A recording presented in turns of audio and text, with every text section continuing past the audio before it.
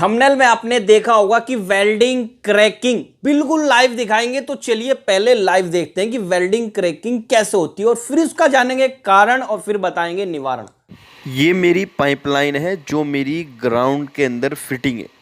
ये एसएस की हो और ये वेल्डिंग पर से क्रैक हो गई है। आप बिल्कुल लाइव देख सकते हो इसका वेल्डिंग कैसे क्रैक हो चुका है। ठीक है, जैसा आपने देखा कि मैंने बिल्कुल लाइव दिखाया कि वेल्डिंग क्रैकिंग कैसे होती है, इसका रीजन क्या है, ये क्यों हो रही है और इसका निवारण कैसे कर सकते हैं, कौन सी वेल्डिंग इलेक्ट्रोड यूज करके। तो उसके लिए बने रहिए अंत तक। हेलो दोस्तों, स्वागत है आपका आपके अपने YouTube channel technical Shadab sir में। तो चलिए शुरू करते हैं।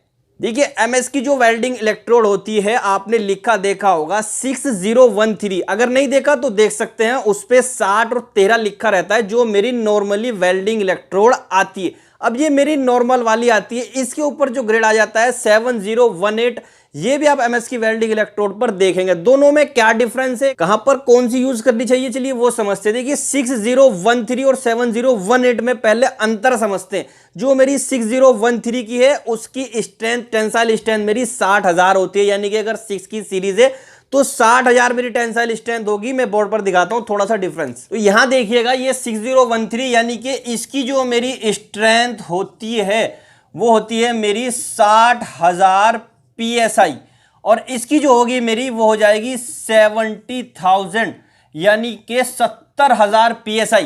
ये मेरी टेंसाइल स्ट्रेंथ होती है, ये भी याद रखेंगे, ये टेंसाइल स्ट्रेंथ होती है। ठीक है, और इसी तरह अगर मैं यील्ड स्ट्रेंथ लूंगा, इसकी यील्ड स्ट्रेंथ लूंगा तो वो हो जाएगी मेरी 58,000 PSI, और इसी तरह इसकी मेरी यील्ड स्ट्रेंथ हो जाएगी 48,000 PSI। तो देखिएगा बात समझते हैं। टेंसाइल स्ट्रेंथ 60,000 है, 70,000 है, ऑलरेडी बढ़ गई मेरी टेंसाइल स्ट्रेंथ। तो इसका मतलब ये ज्यादा बेटर है मेरी 7018 की वेल्डिंग इलेक्ट्रोड, इसकी 60,000, और यहां पर यील्ड स्ट्रेंथ यानी कि कम होनी चाहिए।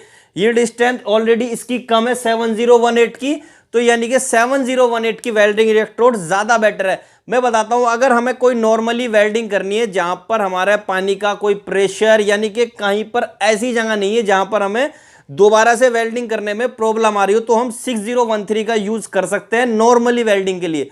अगर हमारा वेल्डिंग में क्रैकिंग हो रही है या फिर दिक्कत आ रही है, वेल्डिंग जल्दी खराब हो जा रहा है, तो मेरे को यूज करनी चाहिए 7018 की वेल्डिंग इलेक्ट्रोड, क्योंकि इसकी टेंसाइल स्ट्रेंथ ज्यादा होती है। इसके अदर भी टाइप आते हैं, यानी कि इनसे ज्यादा भी टाइप्स आते हैं, और फिर कंपनी का भी डिफरेंस होता है। कोई लोकल कंपनी की वेल्डिंग इलेक्ट्रोड बहुत कम परफॉर्मेंस दिखाएगी, अच्छी कंपनी की वेल्डिंग इलेक्ट्रोड अच्छा परफॉर्मेंस दिखाएगी। वेल्डिंग करने के बाद तो कहीं पर प्रॉब्लम आ रही हो, क्रैकिंग की आ रही हो, तो 7018 का यूज कर लें, क्रैकिंग की प्रॉब्लम बिल्कुल खत्म हो जाएगी। और जहां पर नॉर्मल वेल्डिंग यानी कि रूटीन वाला वेल्डिंग पर जिसको हम रीयूज कंटिन्यू कर सकते हैं, वहां पर 6013 का हम यूज आराम से कर सकते हैं।